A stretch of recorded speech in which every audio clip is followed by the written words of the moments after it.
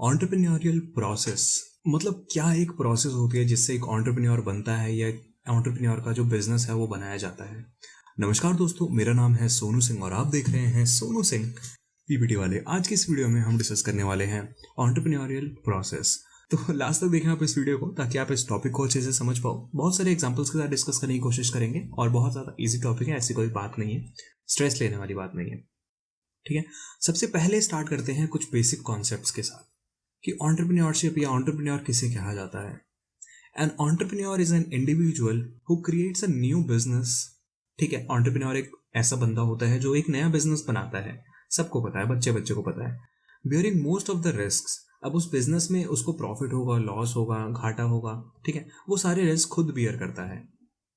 And enjoying most of the rewards, और जो भी उसका प्रॉफिट वगैरह होगा, जो भी उससे रिटर्न्स आएंगे, वो खुद रखता है अपने पास एंटरप्रेन्योर। ठीक है, तो वही एक भागीदार होता है अपने लॉसेस का भी और अपने प्रॉफिट्स का भी। The entrepreneur is commonly seen as an innovator, a source of new ideas, goods, service and business और प्रोसीजर्स। ठीक है, एंटरप्रेन्योर ऐसा नहीं है कि बस यही होता है एंटरप्रेन्योर, लेकिन कॉमनली एंटरप्रेन्योर को ऐसा माना जाता है कि वो एक इनोवेटर होता है, कुछ नया लेके आता है, न्यू आइडियाज़ वगैरह लेके आता है कि पहले वो चीज़ नहीं थी, उसने सोचा कि हाँ भाई इस तरीके से इस चीज़ को कर सकते हैं, तो ऐसा कुछ लेके आता है। शार्क टैंक तो आप सबने देखा होगा, अगर आपने नहीं देखा तो प्लीज़ एक दो एपिसोड्स तो देख ही लेना। शार्क टैंक्स में क्या होता है, इनोवेटर्स होते हैं, उसमें बहुत सारे इनोवेटर्स बोल सकते हो, एंटरप्रेन्योर्स बोल सकते हो, उसमें बहुत सारे एंटरप्रेन्योर्स अपना अपना बिजनेस लेके आते हैं और अपना अपना इनोवेशन शो करते हैं कि हाँ भाई ऐसे ऐसे हमने चीज़ें बनाई हुई है। ठीक है, उसमें मैंने एक देखा था, इनोवेशन था कि वो बिना दूध की आइसक्रीम वगैरह बना रहे थे। उसमें एक इनोवेशन था कि जो खेतों में वो डालते हैं, दवाई डालते हैं, छिड़काव करते हैं, उसके लिए बंदे ने साइकिल बना दी। तो वो इनोवेशन हैं, ठीक है, और वो सारे एंटरप्रेन्योर ही हैं। ऑलराइट, तो इससे तो बोलते हैं entrepreneur. The process of setting up a business is known as entrepreneurship. ठीक है, अब वही अगर एंटरप्रेन्योर अपना बिजनेस सेटअप करता है तो वो कुछ एक प्रोसेस से होकर गुजरता है, जिस प्रोसेस को बोलते हैं एंटरप्रेन्योरशिप। ठीक है, the entrepreneurship is a continuous process that needs to be followed by an entrepreneur to plan and launch the new ventures more efficiently. ठीक है, वही पहले वाली बात ही लिखी गई है कि एंटरप्रेन्योरशिप एक प्रोसेस होती है जो एक कॉन्टिन्यूस प्रोसेस होती है। ठीक है, जो एंटरप्रेन्योर को फॉलो करने हैं, जितने भी प्लान्स वगैरह हैं, जो भी वेंचर्स लॉन्च करने हैं, उसके लिए करता है एंटरप्रेन्योरशिप। ठीक है, तो इन दोनों के बीच में आप डिफरेंस समझ गए होंगे। एंटरप्रेन्योर जो होता है वो एक बंदा होता है जो कुछ ऐसे इनोवेट वगैरह करता है। एंटरप्रेन्योरशिप एक प्रोसेस होती है जिसके जरिए एंटरप्रेन्योर अपना बिजनेस या वेंचर सेटअप करता है।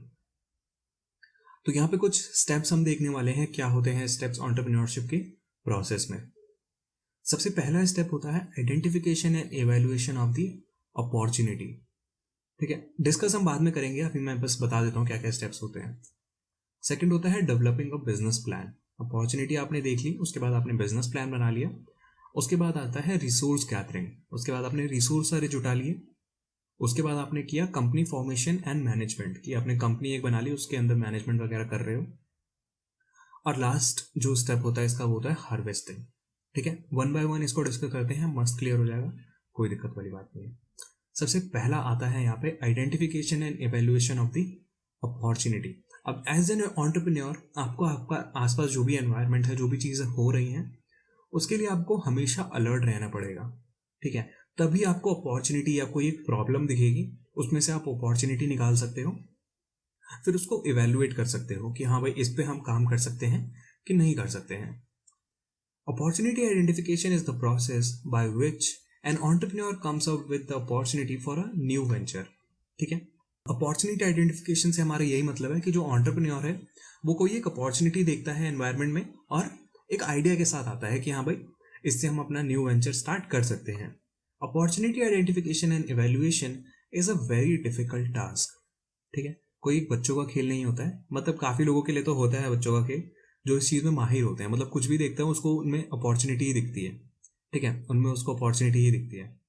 लेकिन काफ़ी लोगों के लिए बहुत डिफिकल्ट टास्क होता है, उनको अपॉर्चुनिटी ढूंढना नहीं आता है एनवायरनमेंट में से। उनमें से मैं भी एक हूँ। ठीक है, ऐसे कोई अपने आप को वो नहीं समझता है। मैं भी, जब भाई मेरे भी कॉलेज में ऐसे बात चल रही थी ना कि हाँ भाई अपना अपना बिजनेस प्लान बनाओ या कुछ एंटरप्रेन्योर के लिए कुछ भी करो, एंटरप्रेन्योरशिप करो, तो मेरे को नहीं दिखता था कोई भी अपॉर्चुनिटी। मैंने कहा सब कुछ ठीक तो है यार, चलने दो जैसा चल रहा है। ठीक है, तो मैं भी उनमें वीक था, तो इसलिए डिफिकल्ट टास्क माना जाता है कई लोगों के लिए।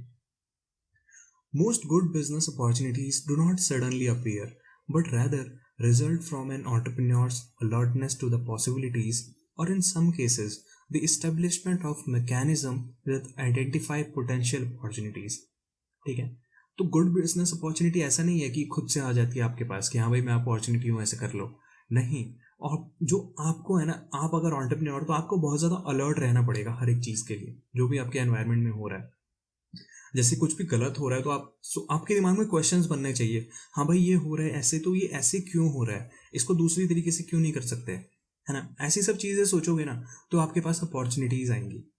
ऑलराइट, तो पहला स्टेप यही होता है कि आप अपनी अपॉर्चुनिटी देखो कि जो भी एनवायरनमेंट में क्या अपॉर्चुनिटी है और क्या, उसको इवेल्युएट करके आपके पास एक ऐसा आइडिया आ रहा है जिससे आप अपना वेंचर स्टार्ट कर सकते हो। ऑलराइट, अब आपको एक बार अपॉर्चुनिटी मिल गई कि हाँ भाई ये अपॉर्चुनिटी है, ये प्रॉब्लम है, इसको हम सॉल्व कर सकते हैं, उसके बाद आप बनाओगे business plan.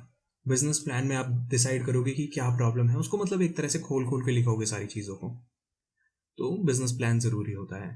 Once the opportunity is identified, an entrepreneur needs to create a comprehensive business plan.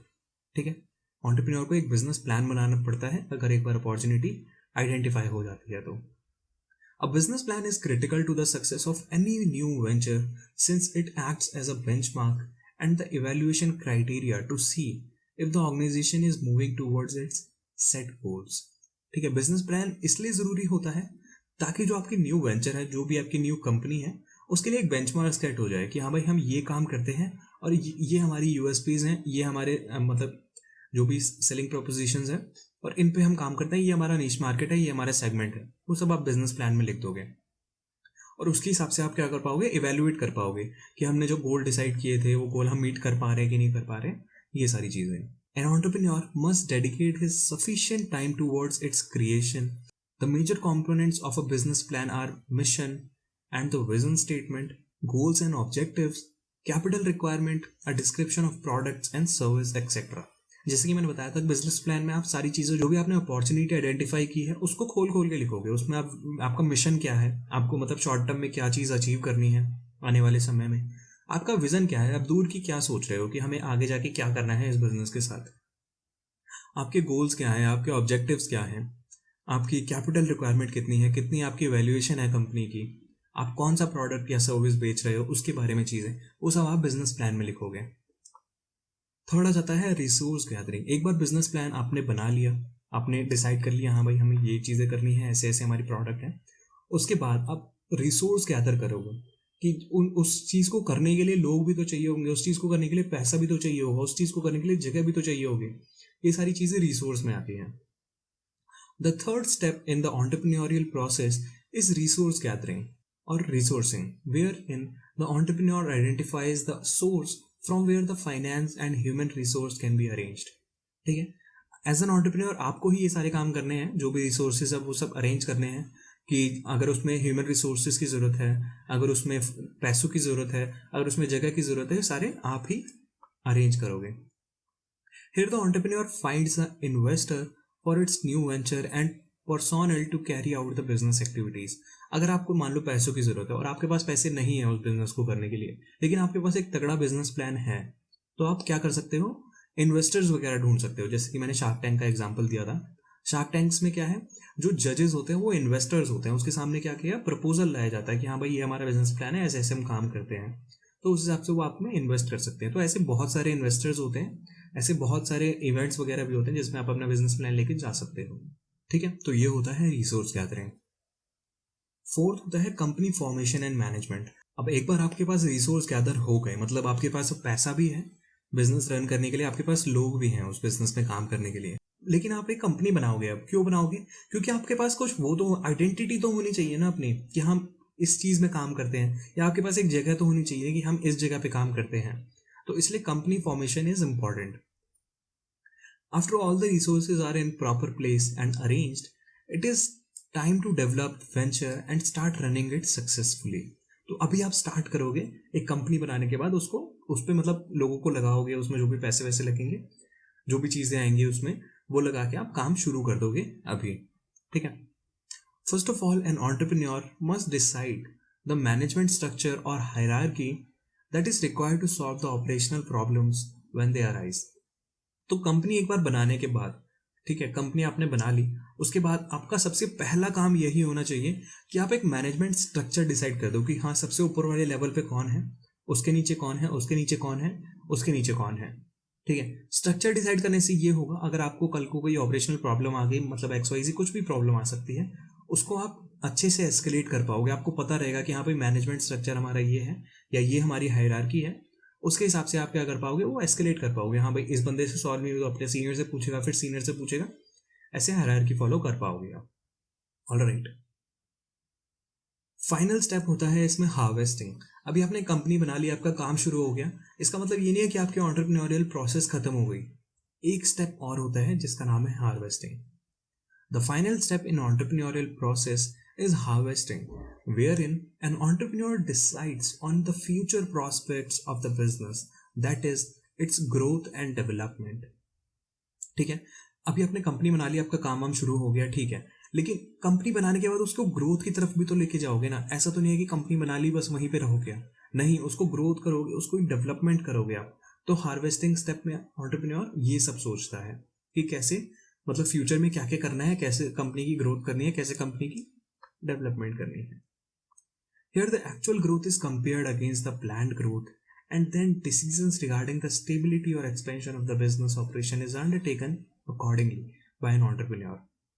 ठीक है, तो जो एक्चुअल ग्रोथ है, जो भी आपके फिगर्स वगैरह आई हैं, जो भी आपकी सेल्स आई हैं, वो आप अपनी जो प्लान की हुई थी अपने बिजनेस प्लान में कि हाँ भाई ये सब हमारा ऑब्जेक्टिव है, उससे आप कंपेयर करोगे।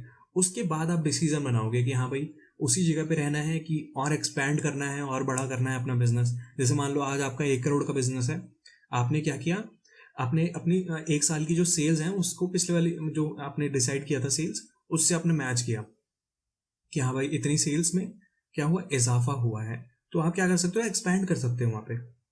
अब आप सोच सकते हो कि कस्टमर्स तो हमारे पास हैं ही, हम दूसरा प्रोडक्ट भी बेच सकते हैं उनको, दूसरा प्रोडक्ट भी बेच सकते हैं, कुछ और भी बेच सकते हैं। ठीक है, तो एक आपके पास बेस बन गया है यहाँ पे, तो आप एक्सपेंशन की तरफ जा सकते हो। तो हार्वेस्टिंग में ये सारे स्टेप्स आपको लेने पड़ते हैं। ऑलराइट, तो यही था इस वीडियो में। आई होप आपको वीडियो पसंद आई होगी, और पसंद आने से पहले समझ में आई होगी। ठीक है, इतना कुछ था नहीं इस टॉपिक में। अगर कोई भी डाउट है इस वीडियो में, कोई भी क्वेश्चंस है, कोई भी इश्यूज हैं, नीचे कमेंट सेक्शन में लिखना ना भूलें। और लाइक तो हो ही गई होगी वीडियो, अगर नहीं हुई तो प्लीज़ जाके लाइक कर देना, या इस वीडियो के बाद जाके नीचे लाइक कर देना। ठीक है, जाते जाते लाइक करते हुए जाना। और अगर लाइक कर ही रहे हो तो सब्सक्राइब करने में क्या जाता है, चैनल भी सब्सक्राइब हो जाना चाहिए। ऑलराइट, तो मिलते हैं आपसे नेक्स्ट वीडियो में, तब तक के लिए goodbye, take care, have a nice day.